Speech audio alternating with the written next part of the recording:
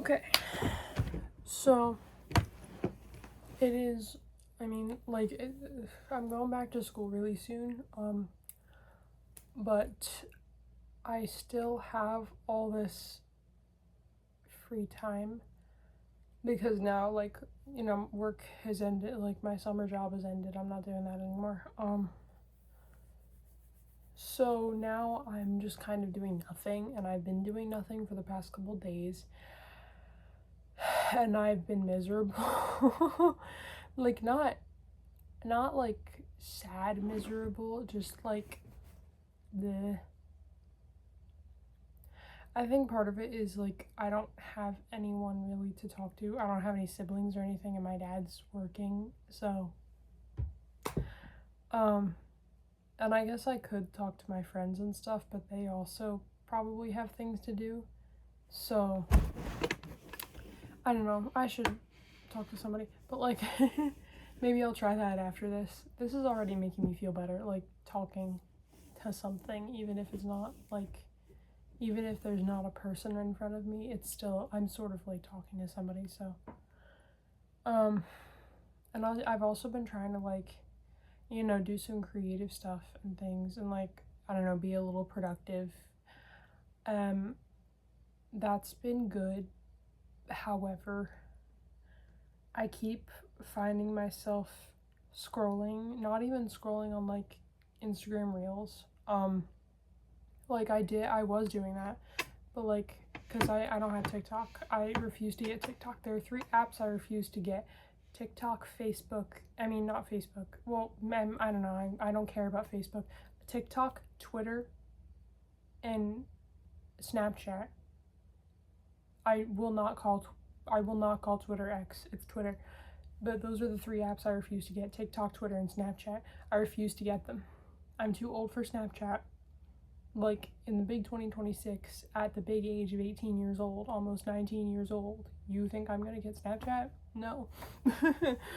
I do not need unsolicited pictures of things that I don't care to see, because I know that happens on Snapchat, and I don't want that.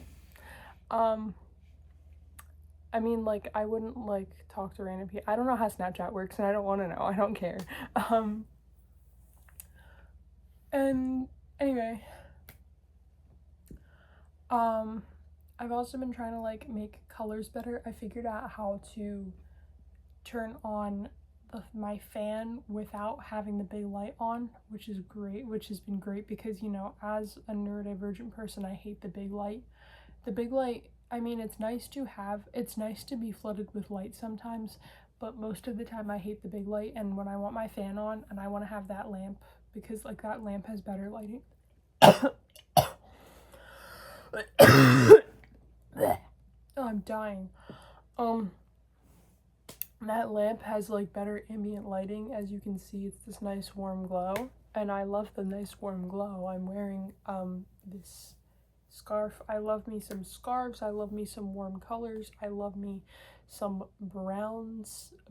I have brown up there. I have more brown up there. I love me some browns. Yep.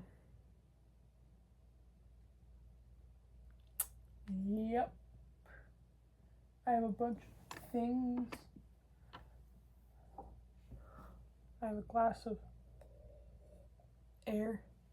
It was milk, because sometimes I have a little glass of milk. But anyway. Yeah, basically I've been super miserable, like, and it's not even that I haven't had anything to do. I have things to do, but because I don't have a schedule, I don't have structured time, then I don't end up doing any of it really. Like, and I could just make a schedule for myself, but like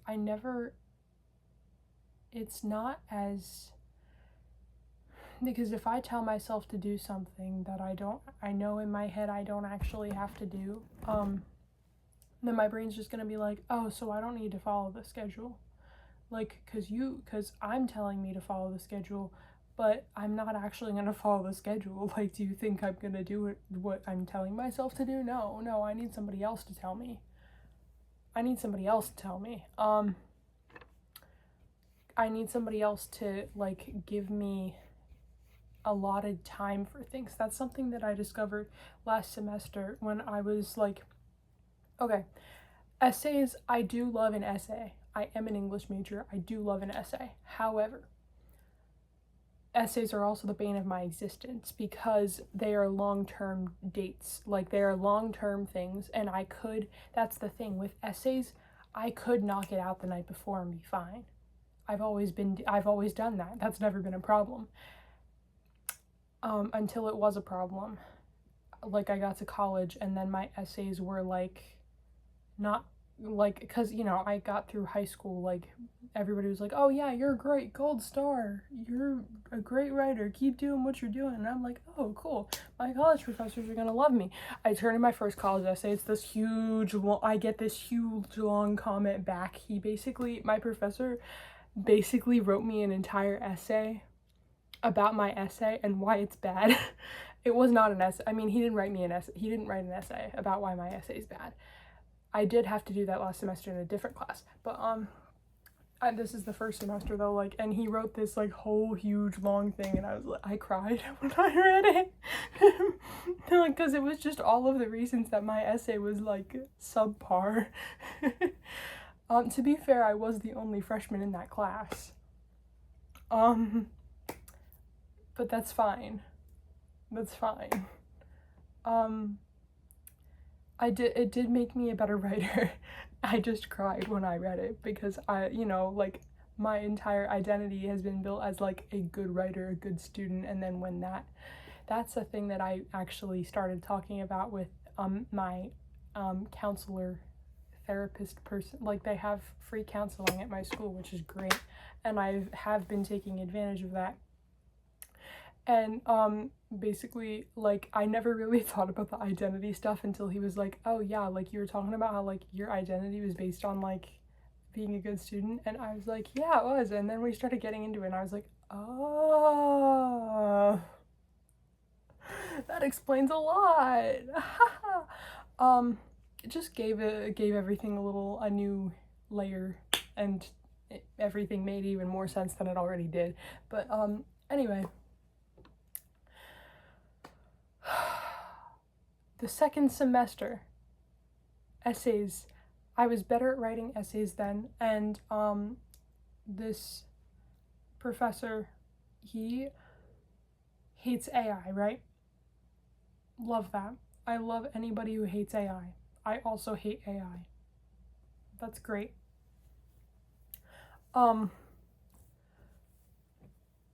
So he hates AI, so he was like, okay, he basically made us write all of our essays in class, like on paper in blue books, to prevent AI. And I was like, yes, absolutely, that's great. And and they would have to be like, I mean, they weren't like expected to be like full thing, like fully edited essay. They were just supposed to like have good structure, and like that really helped me like focus on what was like on the most important aspects of the structure of an essay, instead of like getting into the nitty-gritty and everything. Like it really helped me with like not like with perfectionism and stuff. And like that used to be a big problem for me, like perfectionism. It stopped when I stopped caring about school, but now I'm starting to care about school again. But that helped me a lot with like the structure of an essay and figuring that out and how to do that better. And because I knew theoretically, but I never actually like, yeah, like now I'm like, structure is amazing. And anyway, so he made us write all of our essays in class, and that was the best thing ever. Not just for the reasons that I said, that like it helped me with the structure and everything, but it also, like, it was really, I couldn't put it off. I couldn't switch tabs because it was class time that we used. And we would write our essays in class, and it was like, okay, so I can't avoid this. I can't put it off. I can't switch tabs. I can't do something else instead. This is allotted time for writing this essay, and I can knock it out in that time. I can.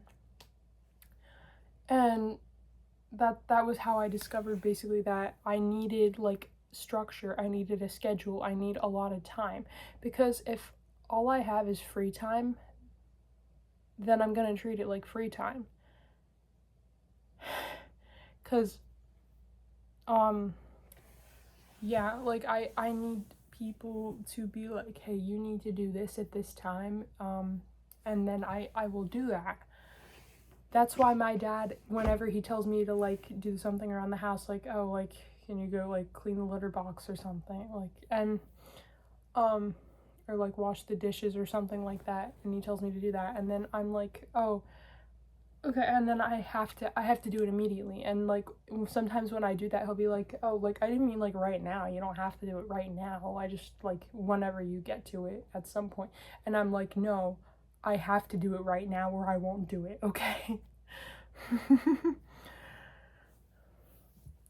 So, something I learned about myself from that class. And this shirt is really, I cut this shirt, like, I cut the shoulders off and everything. I'm wearing this as safety because it does fall down. And I don't want to run that kind of YouTube channel. Anyway.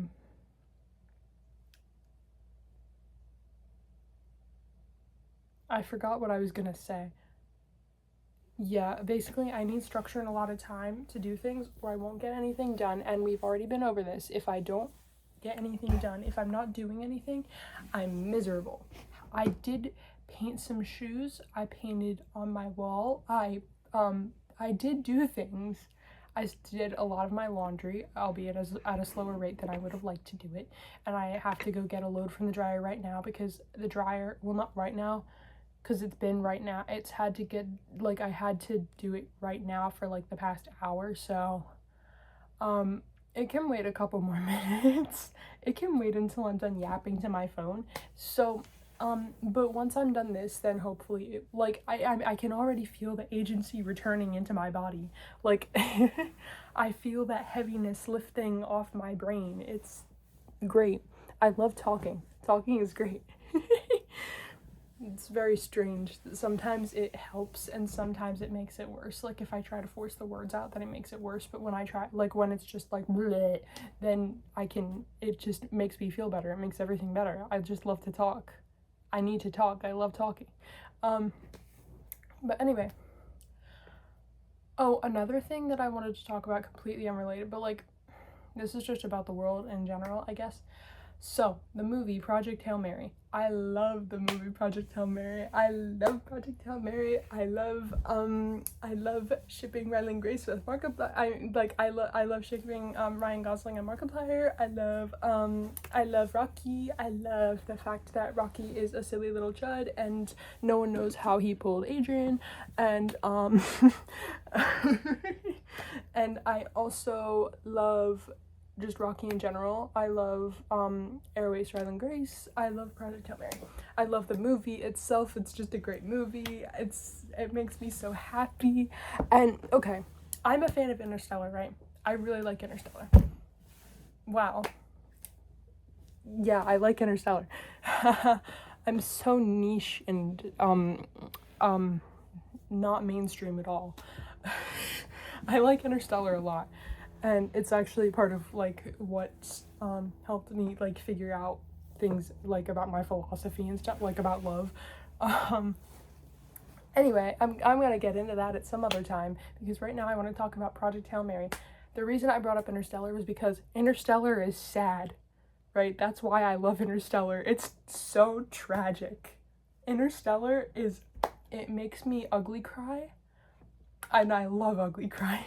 I love crying so much. That sounds so weird to say, but genuinely, it's just this, like, I love to express my emotions, and crying is a great way to express your emotions. So I love Interstellar because it makes me express my emotions, and it's very tragic, and it ends, like, sort of, like something has been lost, and of course, like, it's for the greater good, but something has been lost, and I love that in a movie.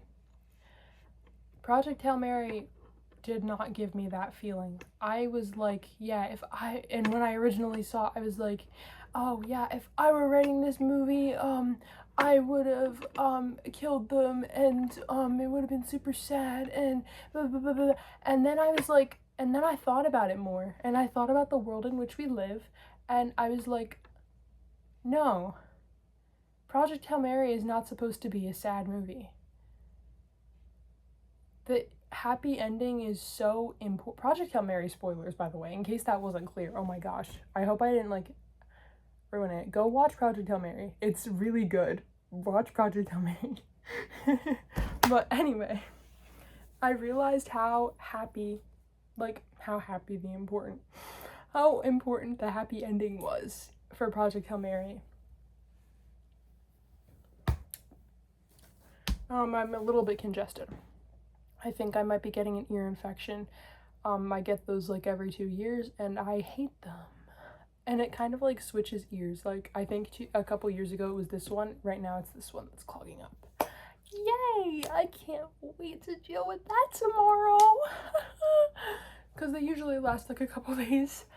But anyway, I'll be fine.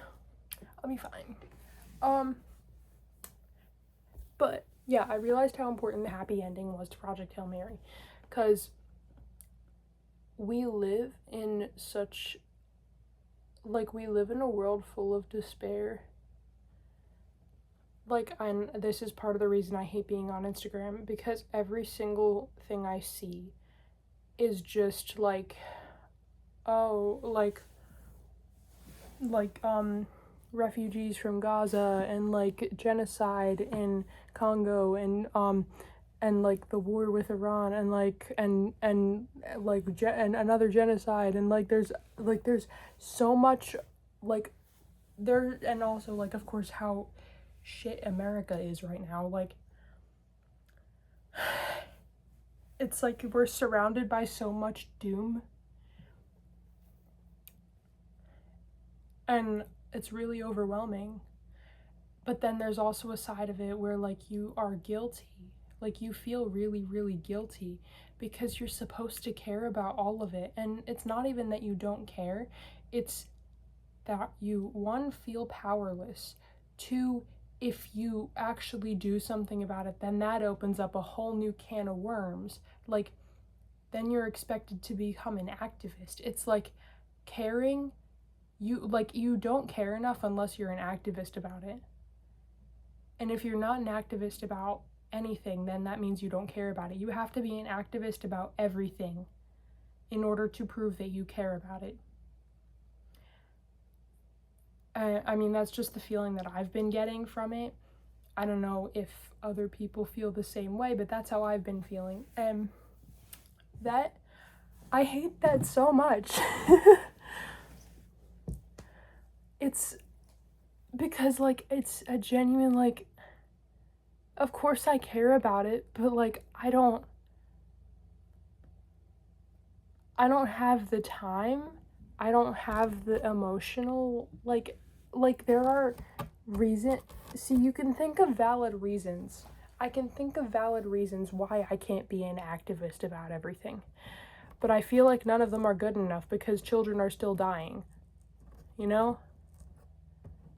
Like, oh, well, what can I do? What can one person do? And I know that that's also a bad thing to think, because we can all do something, but I don't know if anyone knows what we can do. No one actually, everyone's always like, oh yeah, we have to do something about this. We have to band together. We have to speak up about it. We have to, be activists about it.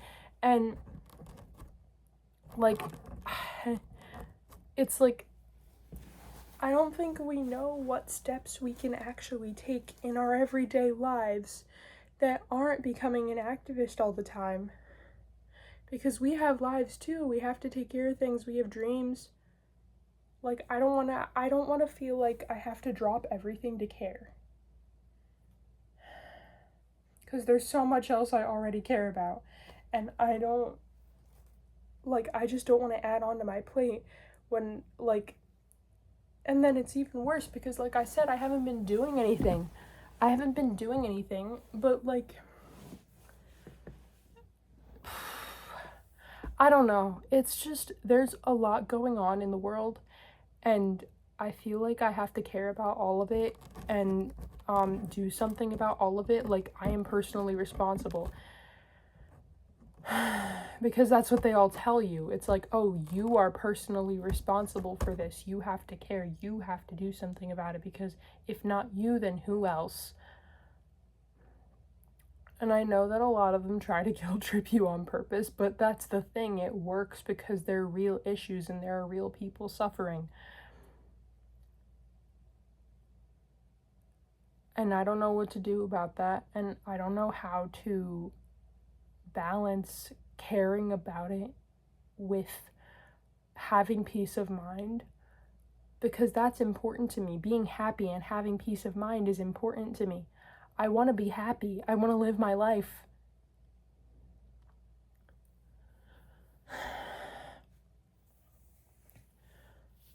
So that's why I don't go on Instagram. Or at least, like, I try to stay, like, and I feel bad for avoiding it too, just on top of, because on top of the not doing enough to prove that I care, I'm not even watching the videos, I'm avoiding them. And I'm like, yeah.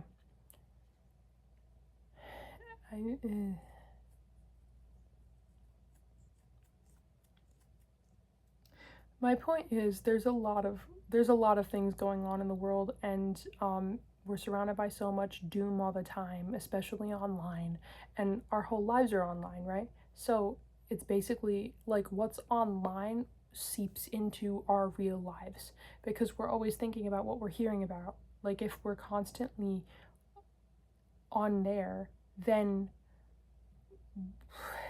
like we need to escape from it. And that's really difficult because of the way that society is structured around it now. But we have to escape from it. We need hope also, and that goes back to Project Hail Mary, because the ending is happy. The world, although it has suffered, is saved now. And although Ryland Grace has lost his life back on Earth, he still gets his happy ending. And that's, I think, what we want. I mean, we all want our happy ending. We want happiness. We want fulfillment. That's what I think. Like, yeah, Aristotle, and Plato and everybody, like so many other people probably that I don't know about, have like talked about how happiness is the true, like, it's the goal of humanity. It's what everyone wants at their core, is happiness. I think it's not happiness, it's fulfillment. Because you can be happy, but there's so much, like, I think maybe their definition of happiness is my definition of fulfillment. I think the word happiness means something different now than it did then. The word happiness now means, like, because a lot of people just think, oh, the emotion happiness. Kind of like what happened with love. People just think, oh, like, love is a feeling. It's like, like, I mean, like, that's part of it, sure, like the emotion, but there's more to it than that. And so happiness, like, the feeling of happiness is part of fulfillment. And you don't have to be happy to be fulfilled. Like, it's a good thing to be happy, of course, but it's not a requirement to be happy to be fulfilled.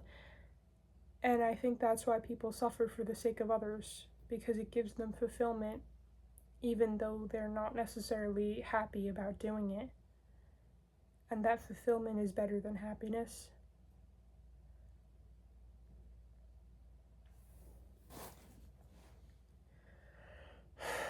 We're really getting into it. And I was talking about, hope. We want hope. We want to be fulfilled. We want to have that happy ending that Ryland Grace gets.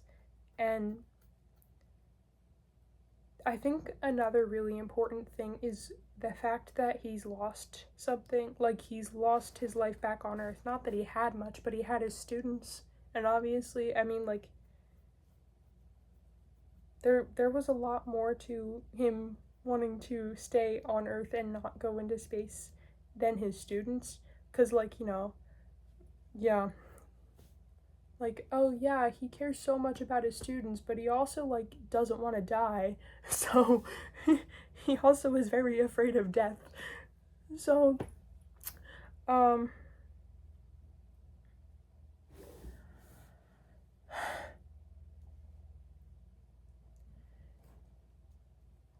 like, he's lost the life that he could have had, and even if it was worse than what he has now, he still lost it, and the world has still suffered.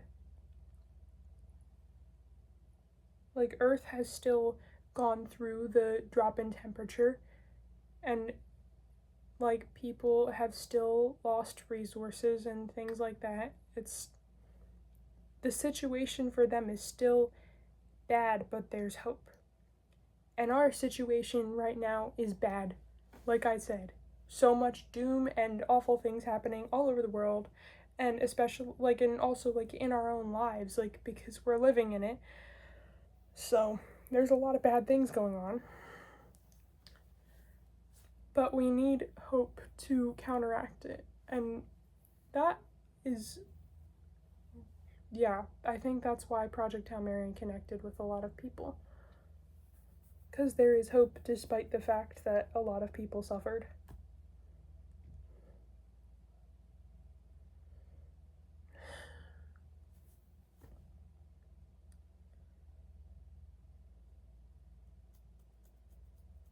Like, even if the world burns down, we can still make it better.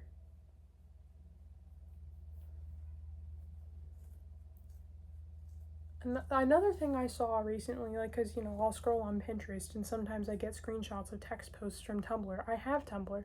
I just sometimes see the Tumblr posts through Pinterest. I get my Tumblr in two places, from Tumblr and Pinterest.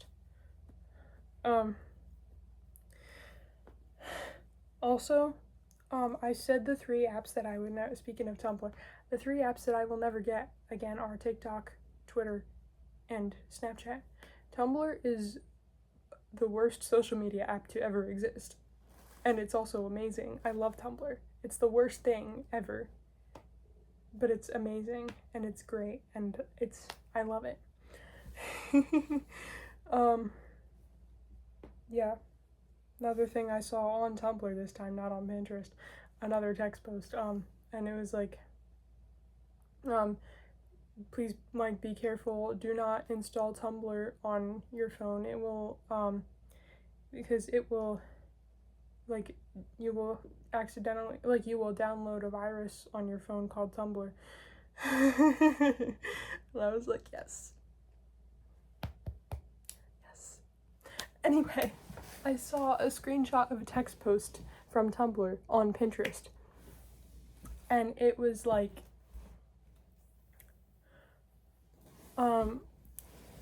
if you think that the only solution to your problems is a blank slate, then, like, you're radicalized in the wrong way. And then I thought about that and I was like, yeah, because that's a lot of, like, and I thought about it, like, in my own life, and I was like, there were so many times that I think that's part of what I was waiting for, because I was waiting to have motivation. I was waiting for motivation to come to me. I was waiting to be in a situation where suddenly I had the motivation and the drive to do things, and I thought that maybe if I just had a clear head and a clear room and a clear, like, everything, I could just fix everything. If I could just start over, then I would do better. And that doesn't work. That wouldn't work. Like, if you think about that, that just wouldn't work. First of all, it's not practical to have a blank slate. Second of all, you didn't actually change anything. You just got rid of everything. You didn't change yourself.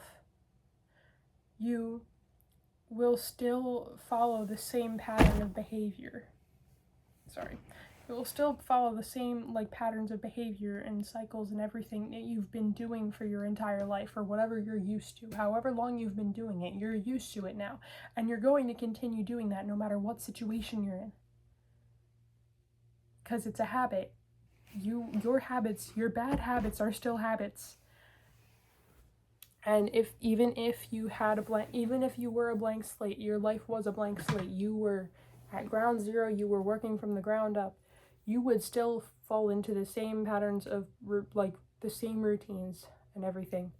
Nothing would actually change, and you would end up right back where you started. You need to change what you have already, because like, you know, do you really want to have nothing? First of all, like do you really want to have nothing? You have something. There are good things going on, probably. I hope there are good things for you. And you have to just change the way that you have to change you. You know? Like, I started cleaning my room. Like, I was waiting for the motivation to clean my room, but I never got it. I only cleaned my room, like, I never got motivation in the form that I thought I would get motivation. I eventually cleaned my room, or like started to clean my room. It's not fully clean, but like, you know, I'm a messy person. That's just kind of how it is. I'm working on it, and it's getting better. It's a lot better than it was, and I'm happy about that. And it's going to continue to get better as long as I keep doing things about it. But basically, yeah, I was waiting to be the kind of person who did that. And I was like, one day I just decided, and this is what it really took. I just decided I didn't want to live like that anymore. So I started changing things. And I started changing the way I thought and the way that, like, I did things. And I started learning about myself and how to get myself out of these slumps. And I'm in one of the slumps right now. And I still, like, I have to revisit my tips and tricks. Probably because, like, I came up with a lot of things, but then I forget. That's a really funny thing. Once you're out of it, once you're out of your slumps, you think you don't need the tools anymore. You do. You do need the tools. You need to save those. Write them down, save them for when you get into another slump. And then you use them again, and then you keep using them. You don't stop using them, you keep using them. And that's what I've always had trouble with. I never keep using them. Because I don't have I have to stop living like this kind of mentality anymore. Because I'm happy. I'm happy. I don't need to, like, I don't need the AIDS anymore. I'm happy again. And then I fall into another slump. Because I haven't been practicing what got me out of the slump this whole time since I was in the slump. So now I'm in another slump and I have to do it all over again. So, and that keeps happening, and I know it's gonna happen, and I still do it. Because that's another thing that I have to change. I have to decide to change it. You have to decide to change things.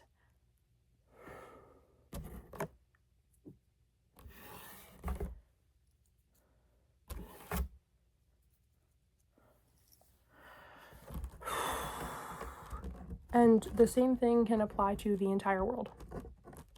Like, we can't just, realistically,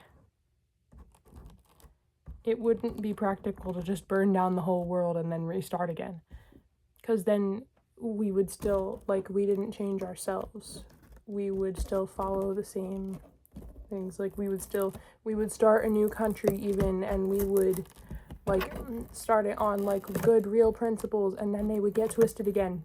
People in power would manipulate them to their own agendas again, and we would be back to square one. We have to change the systems themselves, like, as we have them, and we have to figure out what's wrong with them, and we have to make sure that they can't be manipulated in the same way they were before, you know? If we just say the same thing again and we turn time back, things are gonna still turn out the same way. So having a blank slate is not gonna fix it. We have to fix what we have. We can't get rid of the broken thing. We have to fix the broken thing. And maybe maybe after we fix it, it'll get broken again. But all we can do is try and prevent that. All we can do is try to fix it better than it was made originally. And now here's another thing. We don't have a practical way. We don't know practical ways of fixing things. And maybe some of us do, but we never talk about them. We always just talk about, oh, we have to fix this thing. We have to fix all of these issues in our society. Okay, cool. Yes, we do have to fix them. We're in agreement. And everybody's like, oh, yeah, we have to fix them. We have to do something about this. And then no one asks, well, okay, what do we do? Because no one knows. No one knows the answer to that. And they assume that because, like, say you're me and, well, say you're you. I don't know. You're like, yeah, we do have to do something about that. But I don't know what to do about it. So I can't do anything about it because I don't know where to start. And everybody else is like, oh, yeah, I don't know how the economy works. I don't know a lot of things. And, like, I personally cannot do anything. So we either have to learn or we have to find people who do know, and we all have to work together. Because if we're stuck at the we have to do something about this stage and we never actually get to do anything about it, nothing will get done about it. Surprise, if you don't do anything, nothing gets done. And that is, like, I mean, I fall into that too. Like, I don't know how to fix anything.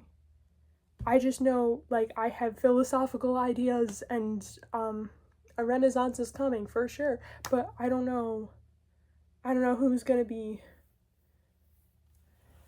at the forefront of that. I don't know who's gonna actually fix it, and I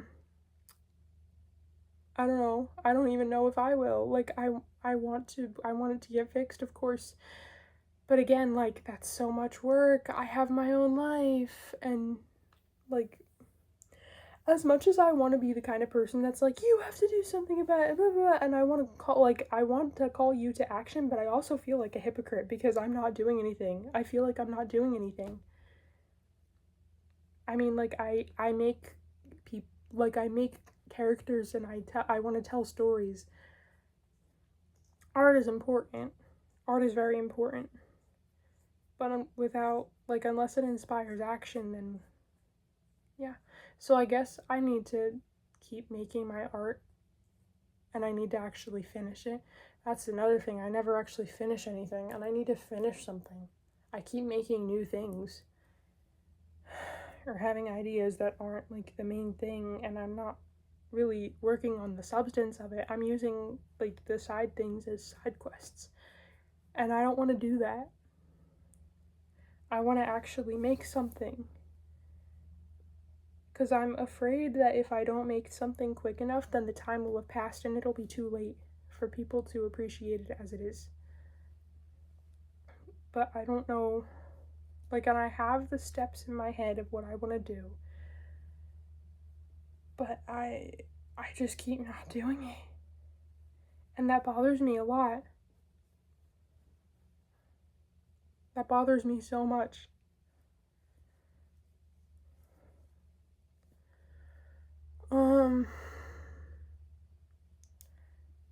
Yeah. Okay, now I'm starting to get the swimmy brain again, so I'm gonna stop here, but good talk. I'm glad I got this out there.